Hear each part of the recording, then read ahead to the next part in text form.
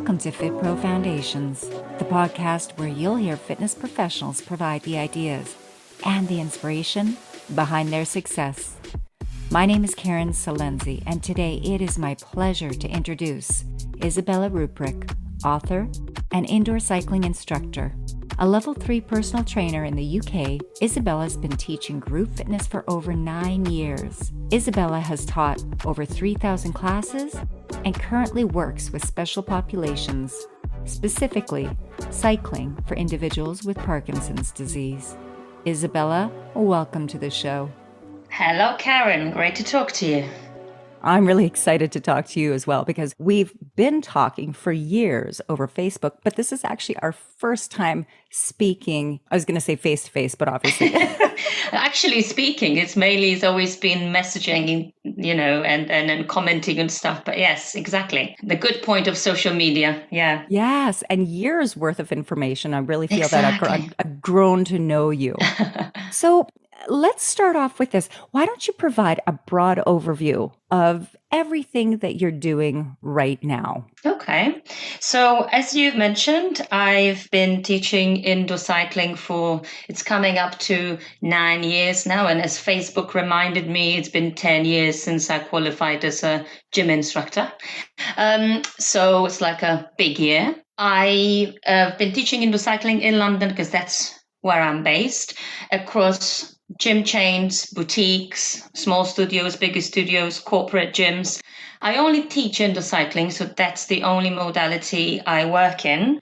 That's why I decided to at least try and become the best I can be in this particular modality.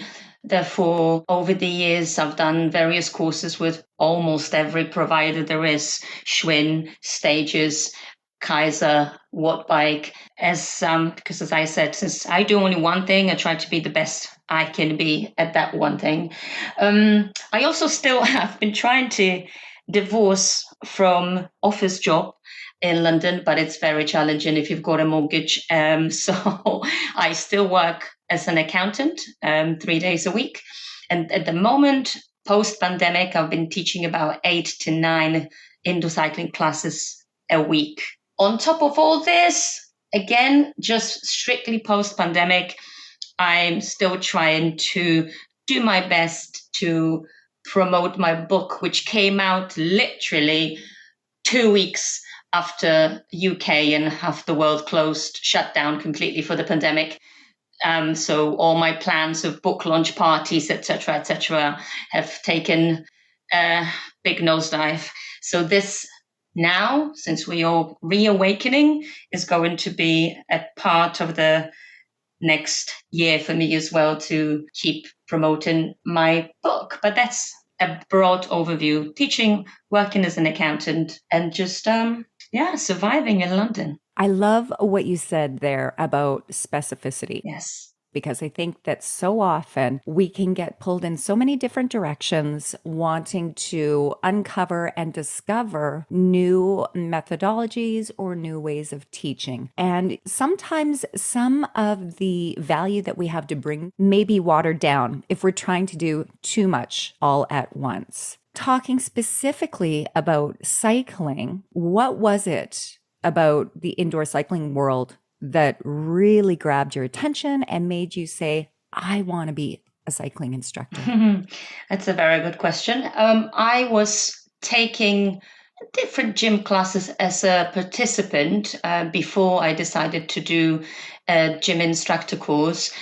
I would do Zumba, a bit of maybe boxing here and there, and then I would quite regularly take indoor cycling classes. I really enjoyed these. And then what happened is, just as I was about to do my final practical exam and become a gym instructor, my back went literally the day of my practical exam, and I couldn't leave the house, and I stayed inside for about 3 months before I ended up having surgery. And as I was recovering from the surgery, one of the first exercises I was able to go back to, because it was safe and low impact, was indoor cycling. So I had a great experience of how indoor cycling can help you in terms of rehab for serious injuries or recovery from from a surgery. Then when I started feeling better, I completed my exam, became gym instructor. And then my friend, who was one of my favorite indoor cycling instructors at my gym, said to me, well, you're taking the classes anyway. Why don't you do the module, become an instructor? This way you can still do your classes, but you're going to get paid for it. And I was like, maybe that's not a bad idea. So I did the half a day training initially, became the instructor, and I really never looked back, only forward. And since then, I've taken much more training than just the initial bit. But I definitely caught the bug from the beginning. And the thing is, I'm the kind of person who is either all in or I'm out. So because of my injury and because of the modality being quite low impact, and I could see how helpful it was in my own rehabilitation, I just decided to stick with it. And the more years, literally, and more hundreds of hours I spent teaching it and learning about it, I don't know whether it's the same in every modality, but I kid you not, and I don't think I have to because you are an indoor cycling instructor as well. The more you learn about it, the more there is to learn. This thing never ends. There's so much interesting avenues you can take, the depth of the discipline, if you want to call it like that, or modality, is incredible. So I basically, despite now almost 3,000 classes taught and 9 years in, I have not had a day when I would think, oh God, this is boring, or I know all about it. What else is there to learn? So much, which has definitely helped me because I am constantly and still 9 years in as passionate about teaching it as I was at the beginning. I love it. And you are absolutely correct. You do not know how much you do not know. And I think that a lot of fitness professionals come to understand this because you're right. As soon as you start doing a bit more research or following up to get a deeper understanding of some type of physiological response, it's endless. And I go down those rabbit holes all the time. And I'm not complaining. I love going down those rabbit holes. I'd like to jump back to something that you said. Cycling as a rehabilitative tool. This is absolutely critical because a lot of people do not understand how often indoor cycling is prescribed as part of their rehab for injuries or surgeries on the lower body or the back. Very important type of exercise that we can do because the legs are locked into a very specific movement pattern. So there's very little risk of injury when you're doing things properly. This leads me to my next point, and the point that I wanted to really delve into today about the life of Izabela is cycling for Parkinson's disease. If it's okay with you, I'd like to take a moment to talk a little bit about what Parkinson's disease is and why this is such an important tool to assist individuals suffering from Parkinson's disease. Sure. Parkinson's is a movement and sensory disorder. It's progressive. It's a neurodegenerative condition that results in the loss of smooth or controlled movement, right? Not only does it impact muscles, but it also impacts the joints. And this can cause problems for individuals who are even trying to maintain a good posture, issues with balance, general mobility. And of course, then this all leads to issues with confidence. And it can limit many of the activities of daily living. Symptoms are diverse and they usually develop slowly over time. So it not only disrupts different brain networks that control the movements, but it's also linked to mood, behavior, and thinking, cognitive issues. Parkinson's disease not only impacts the individual suffering from it, but it also significantly impacts the caregivers. Yes. Now, early onset Parkinson's can happen as early as 25 years of age.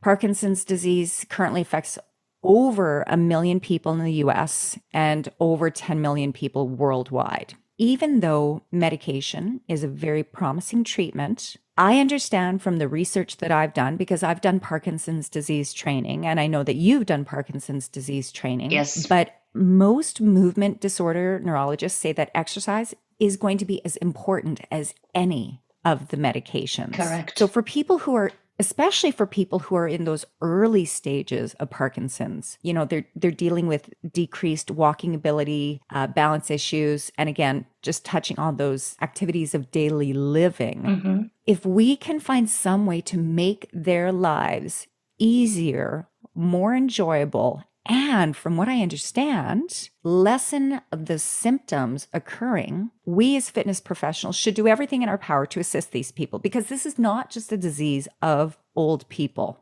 There is early onset Parkinson's. Correct. And again, talking about not just impacting those individuals who have it, but the caregivers, the family, the loved ones, etc. Let's talk about cycling. Yes. How does cycling impact the symptoms and the neurological disruptions that are a part of Parkinson's disease? Right.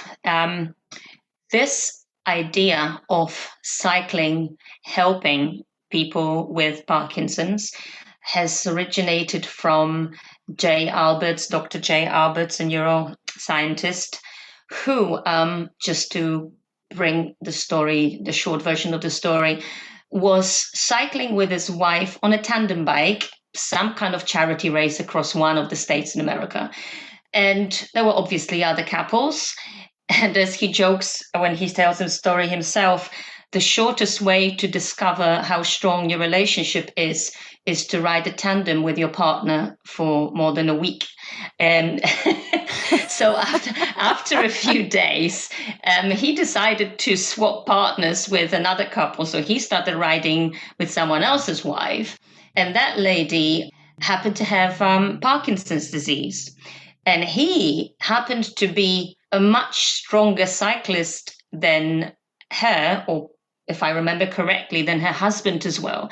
So basically, from the moment she started sitting with him on that tandem, she was kind of forced to go at a higher RPM work, basically harder than she would have otherwise, or that she would. Because on the tandem, your feet have to match. Exactly. Because they are locked into the sync of the other riders. So if the other rider is pedaling faster, you will automatically have to pedal faster. Exactly. Even you might not be pulling the same weight in, but you still have to match the speed. So over the course of the next few days, the lady disclosed that some of her motor symptoms have been improving significantly. And one of the symptoms of Parkinson's that not many people know about is the deterioration of your handwriting. So your handwriting is getting smaller and smaller and smaller and much more difficult to decipher. And at the end of the race, that lady wrote out a birthday card to a fellow rider. And when Dr. Albert saw the card, he was like, well, who wrote it? And she said, well, I did it. And it was in just normal sized handwriting. So that's how he knew that there was something in it. And that's where the principle of forced exercise and Parkinson and the correlation between the two first started to be investigated. So the way he started working on it was using a bike with, don't remember the details, but some kind of engine like an e-bike. So the riders would be again forced to go at a faster cadence that their preferred cadence would be. And again, to cut the whole research short, the idea is that if you get someone with Parkinson's on a bicycle and get them to go at a quite high RPM, because we're talking about 80 to 90, which is, as you know, quite fast for someone without Parkinson's, and you get them to sustain it and do it regularly, a few times a week, it has got the potential, because obviously it's not 100% proven and it's not a cure for Parkinson's.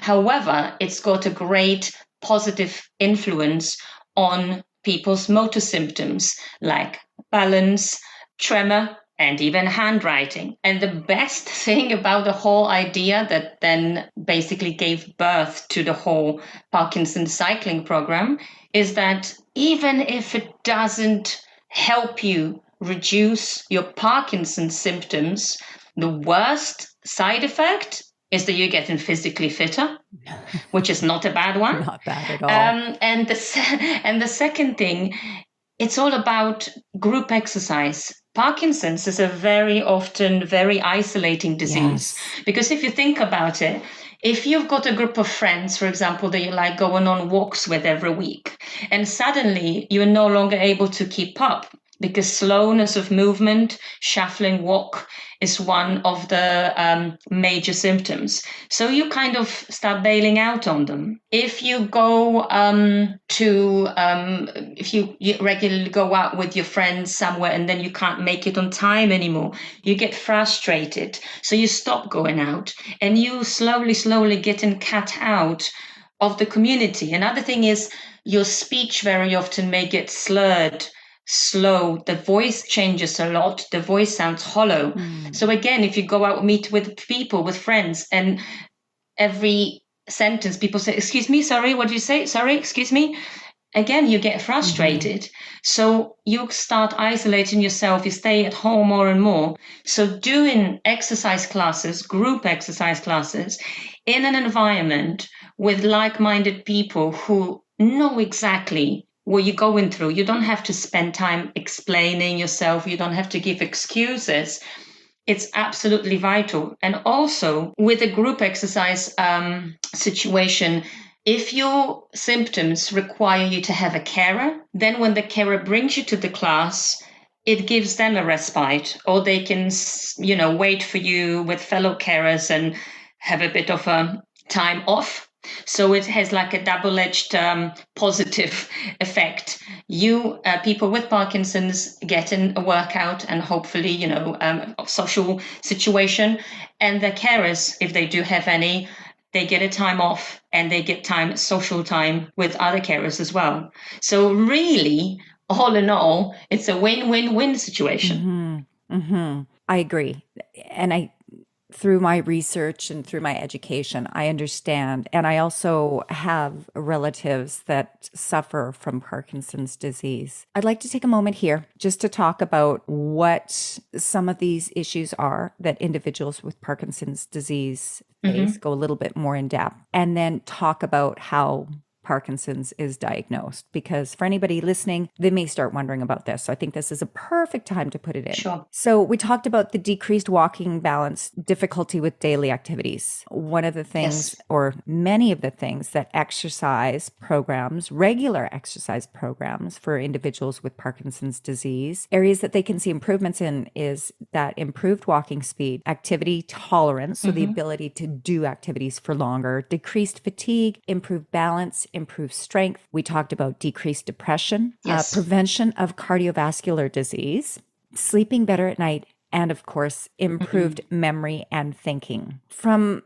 a biological way of looking at things, Parkinson's results in low levels of the brain chemical dopamine.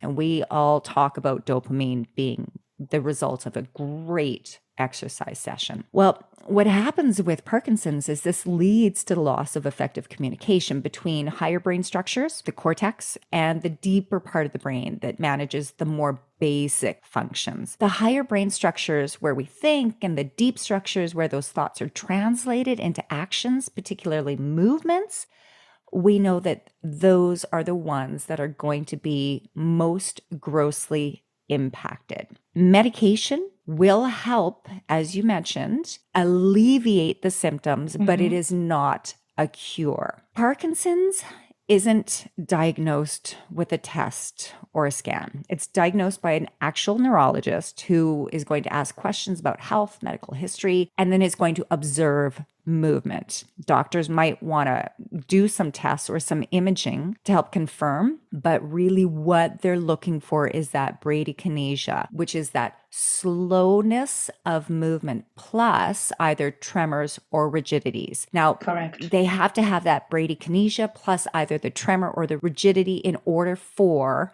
a diagnosis to be considered. Goal of treatment is to help manage symptoms, and exercise has been shown in the lower levels. So it's I believe it's on a 4-level scale. So when you're in those lower levels, you can actually stave off some of these issues that we talked about that impact individuals with Parkinson's disease. When we're talking about exercise, ideally, how many times a week? 3, 4 times a week, about 40, 45 minutes. I seem to recall that's what I've read Yeah. as far as what helps individuals manage these symptoms. And it's not just cycling. I think it's important to talk about the fact that there's many different types of exercises that individuals with Parkinson's disease can do. So today, of course, we're just focusing on the one and only Izabela Ruprik, who is working with these individuals with Parkinson's disease and doing this type of work. In your classes for individuals with Parkinson's disease, do you have individuals that are on the low end of the scale and on the extreme end of the scale? How does that work? You brought a very important point in here in terms of what type of exercise would be suitable, helpful, and what stage of the disease they're in, or basically how their symptoms present themselves. There is a very delicate balance when you talk about Parkinson's in general, because especially people with young onset Parkinson's, they might have maybe a bit of speech issue, or generally what happens with Parkinson's, one side of your body, that would be both the arm and the leg, whatever, the whole side of the body will be weaker than the other physically. However, we can't just talk about Parkinson's and putting everyone in the same bucket, because in my classes, and I only managed to get through to a certain number of people within the area. I had, out of 16 people who turned up, only 2 of them had tremor. And that was always my first association, and a lot of people's first association is Parkinson's equals tremor. Most of the people present themselves with the slowness of movement, slowness of speech, and at least 50% of them, the issue is lack of facial expression, which is a very important thing for an exercise instructor to keep in mind when reading, trying to get feedback from your group. But yes, I have people in my classes who need good 10 minutes to get on the bike.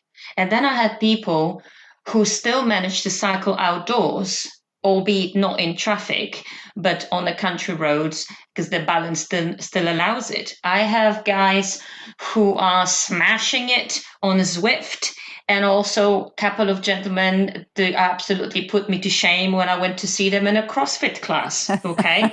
So, and these guys are mid-60s. I'm not talking about young onset. So I keep joking that, every time I see Bill, I said, Bill, when I grow up, I want to be like you. I want to be able to do all the stuff that you can. Because these guys, those most active, have already been living with a condition long enough to understand how important the exercise is. So when we talk about types of exercise, specific or most useful, or the preferred by people with Parkinson's, it's like with people with no Parkinson's. Everyone likes different things. Mm-hmm. And the main thing is to get people to move and exercise. That's why I'm getting really frustrated with the lack of options in the UK for people with Parkinson's, or PWPs as they like to be known. Because I know for myself, during the lockdown, when I could not do my cycling, I was trying to do other sorts of exercises, but I didn't really feel it, and it felt like a chore. So I know that to keep moving and really get yourself, on track with the physical fitness, it's detrimental to find something you love doing. That's why it's important that these guys, just like everyone else, get the choice. We're talking here about lack of courses and educational fitness professionals to be brave enough to accept people with Parkinson's at a certain level of the condition, when they're still, the balance is okay, but they're just limited in a couple of areas, without the fear, because they don't know whether they are able to provide for their needs in the class. So that's, I think, where the fitness industry is lacking grossly. As you mentioned, so we started talking about the types of people that come to my class. As with any class, any indoor cycling group, you're going to have people who've never been on the bike. You're going to have people who practically live in their bibs. So you just have to be able to adapt the class based on the knowledge that you got within your qualification, it's like I felt literally like I started teaching again, because it's such a different setup, such a different way of teaching, and different things you need to pay attention to, that it literally felt like I was a new instructor, like I've never taught a class. But it's very, very rewarding. This episode of the Fit Pro Foundations podcast is brought to you by Time to Train Fitness, your home for live and on-demand virtual fitness classes for every level of fitness. Work out with amazing certified instructors that want you to push through any barriers. At Time to Train Fitness, you'll find quality workouts across 6 class formats, including indoor cycling, HIIT, bar, yoga, strength training, and dance cardio.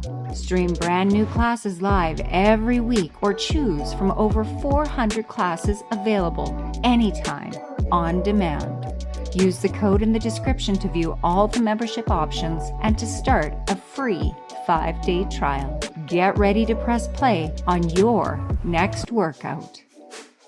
You brought up a number of very, very important points here. Number one, when as fitness professionals, we should be attempting to create these exercise experiences that are inclusive, age, experience, ability. So I agree. 100%. And I think that's a challenge that a lot of instructors face, not only just in the UK, but in Canada, in the US, globally, I'm sure. Secondly, professional courses. There are a couple of courses that are designed to assist instructors with the understanding of what Parkinson's disease is, how it shows up in individuals, types of exercise programs or programming that you can do to assist those individuals. And it doesn't just have to be on the bike. There's many things that you can do just using a flat floor and space and the comfort level. I want to talk about an experience that you had when an individual did not take their medication in time. Because one of the other things that we should talk about is the tremors and the rigidity. They can be managed with medication, but there are suggestions for individuals that are taking part in exercise that they take their medication within a certain time frame of doing the exercise to alleviate some of those symptoms associated with Parkinson's disease. So I think it's really important for facilities to understand that they may need to have a little bit of extra time, both before and after the class, that staff or instructors can assist individuals with Parkinson's disease or the caregivers that are coming with these individuals. Do you recall the situation that I'm referring to about the gentleman that did not take his medication on time? Okay, so now not to scare instructors, but I do want, because this is a business opportunity for facilities, and it's also a very altruistic situation where we can give back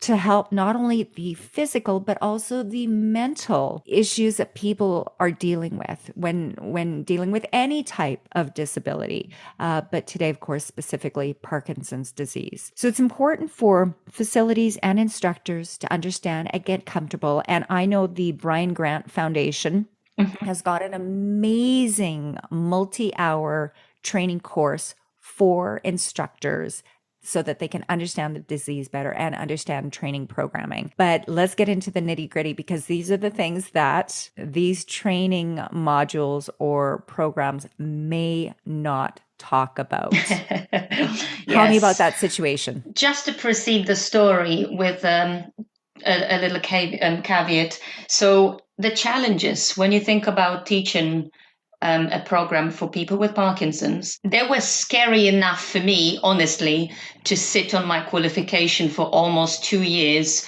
before I had the guts to actually try and look for for riders, purely because, you see, you guys in Canada and in America, you've got qualification courses to work with people with Parkinson's. There is none in the UK. So I did my course online as well with Kathy Helmut and PD Cycle Coach.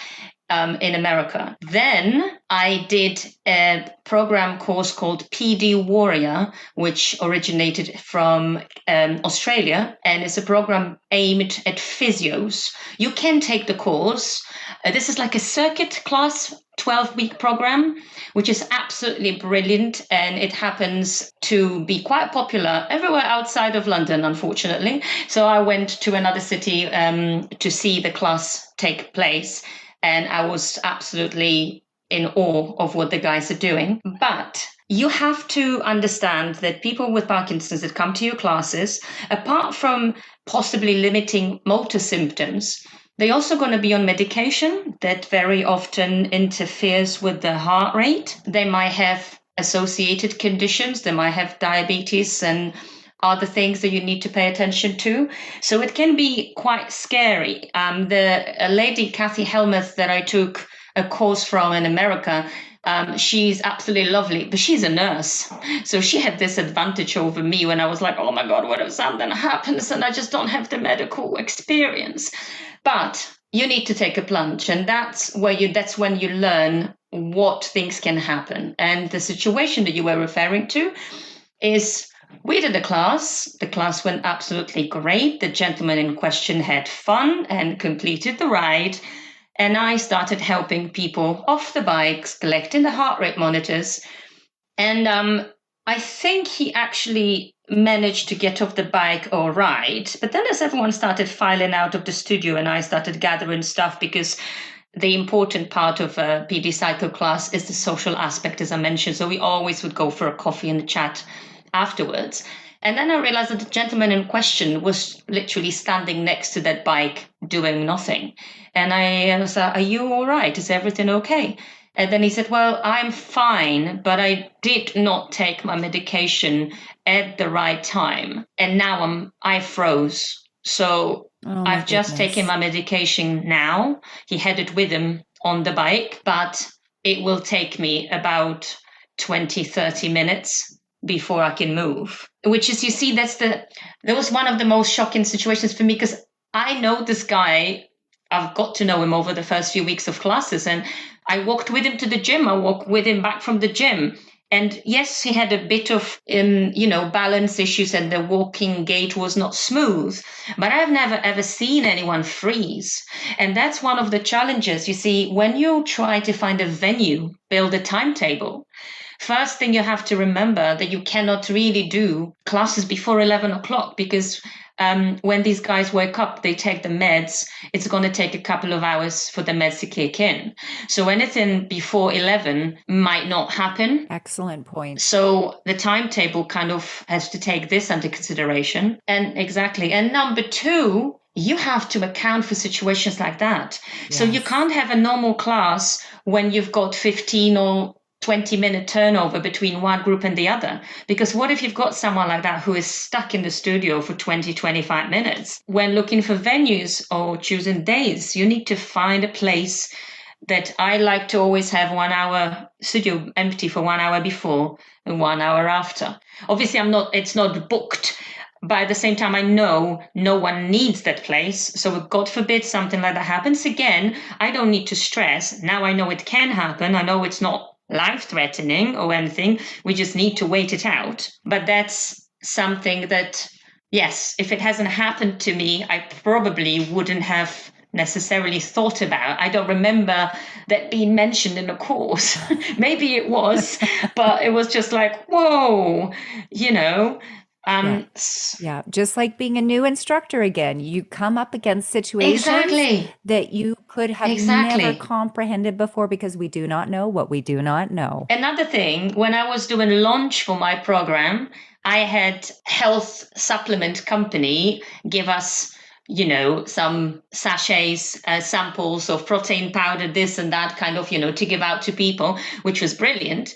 But then I was just put in a situation when I felt like a right numpty, when I was given these away in a goodie bags, and one of the guys said to me, but we cannot have protein because it interferes with the medication. Ooh. And I was like, oh my gosh. Another thing, so I had to say to the guys, okay, please just bin it or disregard it. I'm sorry. I just did not know. So, I didn't know that either. yes. That's really very interesting. I'm going to do some research on that now. So yeah, you see, when you look for venues, there is so many things to consider that you normally wouldn't. Are there steps? What's the access like? Where Oh are my the goodness. exactly? You need to have. Ideally, you would get a chance to have a little fitness test with everyone individually because it might take 10, 15 minutes if they've got mobility and speed issues to get them on the bike, then account for rigidity and everything else to get the right setup.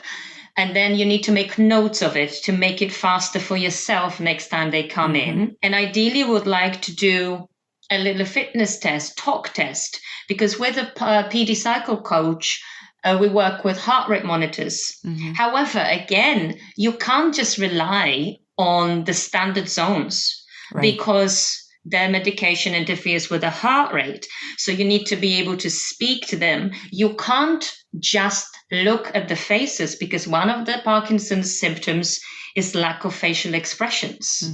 So unless they get in red in the face, you need to be able to speak to them and learn to read the whole body, how the movement is changing, to be able to gauge and then look at the heart rate monitor. But then it's very individual, working with every rider and work out their baseline for the heart rate. It's a lot of groundwork at the beginning just to be on the safe side. And also you need to get a disclaimer form, medical form that needs to be signed off by their neurologist or Parkinson's nurse that they are okay doing cardiovascular exercise.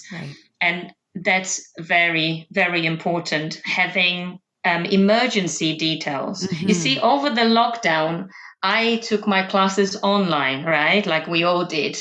And that provided another thing when you talk about people with Parkinson. You can't really see them properly up close, hard to read on the little Zoom screen.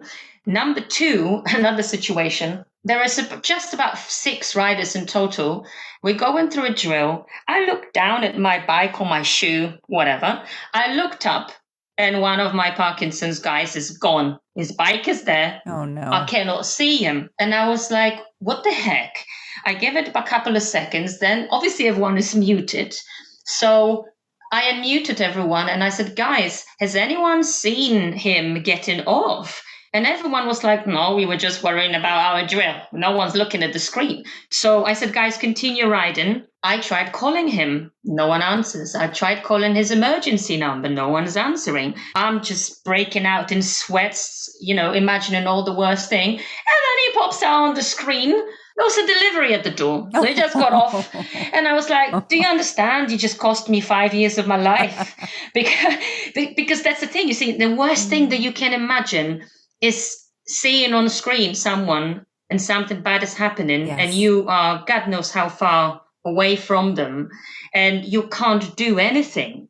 So that's, from then on, I had a rule that you need to text me, first of all, if you're on your own in the house. And if you're not, then you are not allowed to get off for delivery before getting off the bike and literally sticking your nose in the screen and waving to me to bring it to my attention that you're all right. You're just going off to the doors. So, but that's another lesson learned. Oh, goodness. I have a deep question for you. Right. For anyone who's listening, even my own respiration rate is up slightly, thinking about all of these situations, so the venue, the pre-work, the getting to know your people. And I'm looking at business opportunities here for individuals that want to start working with this special population. And I see that you could very easily put together an 8 or a 12-week program to offer these types of classes that is going to impact these individuals in a very important way for a very worthy cause, their health, their happiness, staving off some of these symptoms. But at the same time, I'm like, oh, venue, medical consent forms, fear of doing something wrong, of doing something you might not know, huge benefits, a lot of concerns. Here's my big question. Is it worth it? It's very, very hard work to get anything off the ground. So I'll start with the answer first. Once you get it off the ground, it's definitely worth it to see these, even though, because let me just clarify one thing. It took me forever to finally get this off the ground, purely because of the logistical situation and finding the actual people with Parkinson's, the getting through to the people, finding them, telling them, listen, here I am, here is an option for you. Why don't you come and try it? And I started the 10-week program, and it was 3 classes in when the COVID happened. So that was the end of it, okay? And with people with Parkinson's, they're being in the highest risk group. And, sometimes with the gym, God bless them, you can't trust the cleanliness at the best of times. We could not risk, and the guys didn't want to risk going on public transport even before we shut down completely. So now in the post-pandemic world, I'm going to have to restart everything, probably find maybe even a different venue. I don't even know. This is all going to be another kettle of fish. But yes, I won't lie. Finding the venue is going to be difficult, and it has been because, number one, I've already mentioned a few points, but number one, you need to find the right bikes. You need to have a bike that has got a console or at least RPM. Well, there are apps that you could theoretically use for the RPM, but you need to have that. Power is secondary. Once you build up a group and you start focusing on their fitness, then having extra information is great. But as we mentioned, we're trying to get people to the certain RPM bracket, so they need to see the RPM. The bike needs to be adjustable. So Kaiser bikes, IC7 bikes are great for it. Stages, SC3, the older one, not so much. You can't do adjustment. You can't get the handlebars to the saddle close enough to account for back rigidity and other joints rigidity. So finding the right bike with the right technology, you should have heart rate monitors. So even though I was only charging £5 in the UK per class for the initial program, just to recoup my £350 expense of buying heart rate monitors, because the gym that I found as a venue does not have the heart rate system, measuring system or monitors to rent. So I had to invest in that. There are a lot of challenges. And also, as I said, finding the people. Oh my gosh, Karen, I don't want to say anything bad about any charity because they're doing great work. However, when it comes to the situation where I got into, when I've got a program that doesn't care about which charity you work with, I just want to get the word out to help the people that you as a charity are supposedly helping as well, right? So the agenda is the same, the goal is the same. But because I got involved with one of the charities, then when I tried to get in touch with others, it was, oh no, conflict of interest. You're already working with the other one. We can't help you. Oh my goodness. But we all working to benefit the same group of people. Because, all I have been struggling with is just to get the word out to the people with the condition so that they can choose whether they want to try it or not. World works in mysterious ways. I got an email from Kathy in America, who gave me my certificate where I qualified. And she said, I got an email from someone in the UK who found us and was wondering if we know if there is someone in the UK. And at that time, I was the only one qualified within that program. And I was like, okay, pass them my details. Knowing my luck, they're probably from across the country. Nope. The person in question was literally 4 train stops away from where I'm based. So I got in touch with that dude who has been amazing. Big shout out to Bill, who has been my main recruiter across his local Parkinson's group. He's the guy who does CrossFit and cycles still outside. So literally talking about getting the word out and taking this thing off the ground, word of mouth has been number 1, 2, and 3 marketing strategies that worked for me, because charities, unfortunately, maybe I was particularly unfortunate, I did not find helpful enough.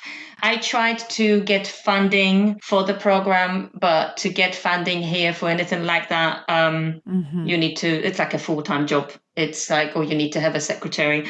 So I'm still, if there is anyone listening in the UK that would like to get involved or knows or owns a gym with at least 3-4 bikes, who would be interested and would like to help or has got some personal connection and would be interested, come on, please, because that's, I think, as you're saying, it is a very niche market, but Parkinson's at the moment and over the last few years has been catching up with Alzheimer's. And as I listened to a lecture at neurology summit, it's about to overtake Alzheimer's in about 10 to 15 years. So this is not going away.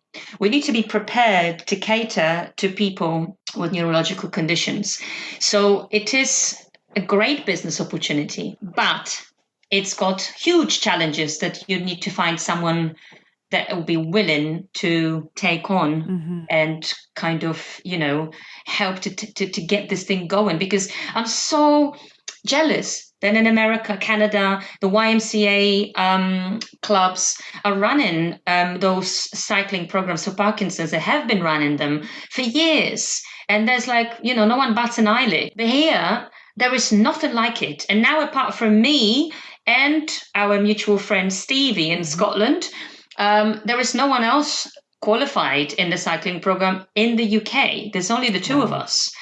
But unless we win a lottery and build our own studio, at the moment, it's full of challenges. So now the world here is reopening, and now hopefully we'll be able to get back to the gym that gave me the room originally and see if we can restart. That is great information. And again, those things that you may not consider or think about, the bikes, like what bikes are going to have that handlebar movement capability to ensure proper setup can be done. Well, I think that you just established yourself as the UK cycling for people with Parkinson's disease expert. And we got to get the word out. We've got to get the word out. And I'd like to bring up the point that individuals that are suffering from Parkinson's, this is a long disease. And what I mean by that is it can impact individuals at the young age of 25, 30, and that individual may live with that disease for 50, 60 years. So what's you don't really die important from about it, you die with it. Yes, exactly. So the really important point that I'd like to make here is that we as fitness professionals need to be able to provide safe and low cost therapy, exercise opportunities for these individuals, because this is a disease that is going to cost additional funds for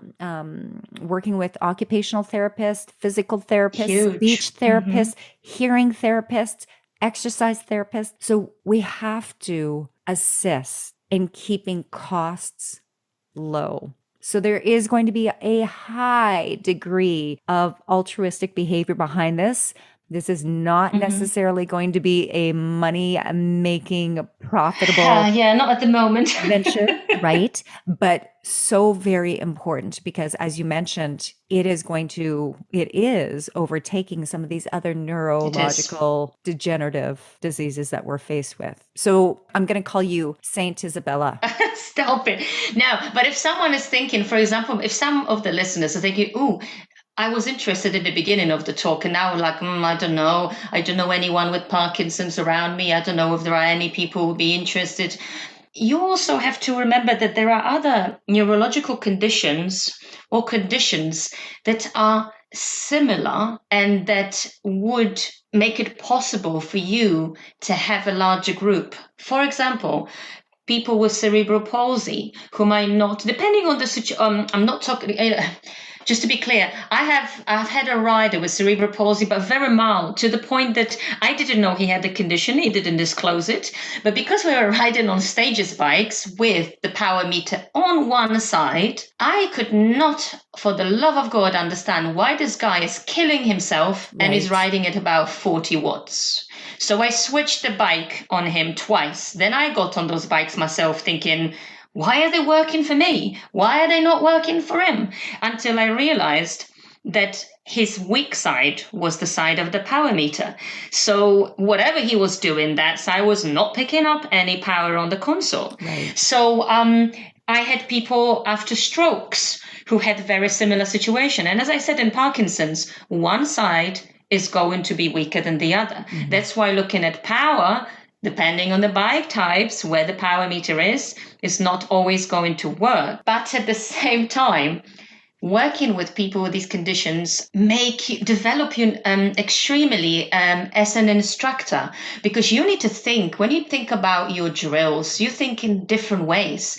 There's a lot of one-legged drills that you can think of. So get the people to force the mind-body connection. Can I now just fixate on that one leg and see what happens?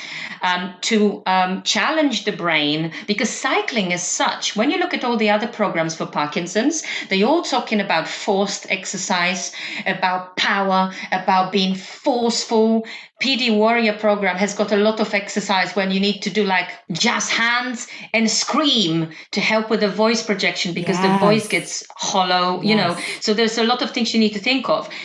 You can in a group setting, you can say, okay, as soon as we finish that, we all yell, boom, you know, something like that. Or to say, okay, we go into pedal at, let's say, 80 RPM. And when I ask, you try to wiggle the fingers of your right hand, then wiggle of the fingers of the left hand. You can't expect the guys to take the hands off the bars. There's going to be no standing throughout the whole class, but challenging their brains, because when we talk about Parkinson's and exercise and why it works, we get to the concept of neuroplasticity, creating the new brain connection, the neuron connection, strengthening the existing ones. So it's all about constantly challenging yourself physically, but also mentally. In the PD Warrior class, when you've got like a circuit, you might have a station with a bicycle, and then you might have a station with a very light scarf, like a silk scarf. And all you're doing for that minute is you need to throw the scarf up in the air and then catch it on the way down. Hand-eye coordination, it falls much slower than you think it will. So that's combining, challenging your brain as well as your physical body, because most of the riders are not going to be going too hard. The PD cycle coach, generally, you keep people up to like zone 3. You don't get them necessarily as a regular thing to go breathless unless you know your riders, because of how the medication affects or may affect the heart. You need to be very mindful of that. However, you can challenge them in so many other ways. So as an instructor, thinking of what can I do? How can I do fun drills and challenging drills on the bike where my riders can only sit. And it's been, sometimes, I would come up with something and then I would ask for feedback and say, no, that was way too much. I can't do this and that at the same time. Maybe not yet. So that would be okay. We do it, but not yet. We need to build up to this. So it's a great learning curve. And if you are an instructor who is passionate about your program, in this case, indoor cycling, but you might be thinking like, oh, I'm getting a bit stuck in a rut here. I keep doing the same thing. I would definitely encourage you to look into this or any other kind of niche special population and see whether this is gonna light your fire again. I agree. And I think it's very important to mention that there is training available for fitness professionals although at the end of this training, you wouldn't necessarily be able to call yourself a specialist in exercise for individuals with Parkinson's disease. But this population is looking for assistance. They're looking for acceptance. They're looking for social groups. And I think the adage of help, don't hurt. Correct. Is very applicable here. I want to wrap up our discussion about Parkinson's disease with a statement. The mechanism behind the connection between aerobic exercise and reduction in the severity of Parkinson's is still poorly understood. Researchers do believe that exercise triggers an optimal environment in the brain by increasing the factors that support the development of the neurons, activating your immune system, and improving the function of the power-producing mitochondria in the cells. We know that exercise is a way of staving off future disease-related states and severity. So it's very important for all individuals to attempt to get exercise. So seeking out the correct individual, the correct foundation, the correct support group is going to be critical. And I want to thank you for sharing all of this very wonderful information today, because I would be surprised if individuals didn't have someone with Parkinson's disease in their immediate circle or in the family of those people within their immediate circle of friends or clients. So it's a very worthy and worthwhile cause. And you've provided a tremendous amount of very important information, both practical and like the hands-on stuff that, as we talked about, we wouldn't necessarily know unless we had put ourselves into that situation. Yeah. Before we sign off, I'd like to take some time to talk about your amazing book, Ride and Shine. I love your book, and it's hilarious, and it's not just for cycling instructors, but because there are so many funny little stories in there. Of course, today's conversation has been quite serious, but you are a hoot. You are hilarious. Tell us about the book. Thanks very much, Karen. Thank you for inviting me to the podcast, and thank you for helping me with my book sales as well. You and Brian from Intelligent Cycling have been detrimental in helping me spread the word about it. Yeah, so basically... Wait, detrimental or instrumental? Instrumental, there we go. Instrumental. Yes, so basically, I've been thinking about writing a book for a few years. I've been putting notes here and there, saving things from social media, conversations and blah, blah, blah. And there's, always life would happen. Something else would be more important, more pressing. And then when I got into the spot of bother in 2018 with my breast cancer diagnosis, after my surgery, and thankfully the recovery process has been great because I didn't need chemo or radiotherapy, but I still had about 3 months off work, the office work. I just said to myself, what are you waiting for? You always wanted to do that, and now you have had the best example that you just don't know what's around the corner. Just sit on your proverbial and do the book. So over those 3-4 months, I would just sit in my favorite French cafe and just type up furiously, put all the materials that I've been saving for years together. I just wanted to come up with a book that would answer a lot of simple questions that I had when I started out. The idea of the book was, if I was a new instructor, what would be the thing that would make my journey easier? Obviously you need your own experience, but a lot of things that I wish I had known when I started out. So that was the book's premise. And I included lots of real life situations. And I generally, I think, have got a good sense of humor. So I try to keep it funny. So it's not a book that you need to read cover to cover. You can dip in and out, go and buy the chapter that interests you the most. But it's full of practical advice and stories. And yes, since I only teach indoor cycling, all the stories and examples are based on indoor cycling.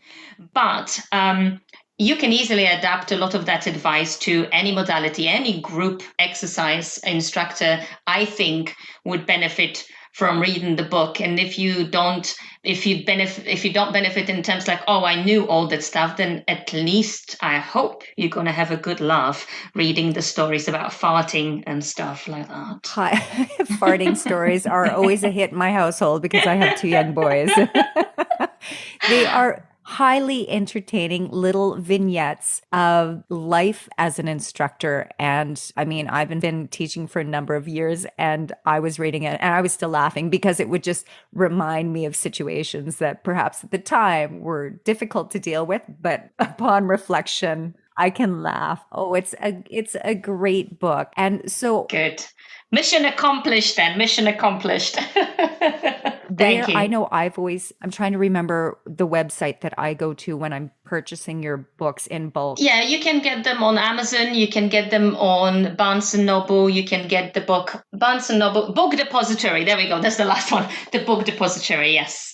You can get that easily on a Kindle if you keep an eye on it, on Amazon. If you've got a Kindle ebook, sometimes Amazon decides to go and offer it for free. So, it's available in an ebook form as well. Fantastic. Plans for the future. Well, I want to obviously now restart the PD cycling program. So the challenge at the moment is obviously all the gyms haven't been closed for such a long time. To try and blag a free studio is going to be another challenge on top of the other challenges. But that's going to be the next step to restart the course. And don't hold me accountable for this, not yet, but someone gave this idea to me, which is like, why, Izabela, don't make life more difficult for yourself.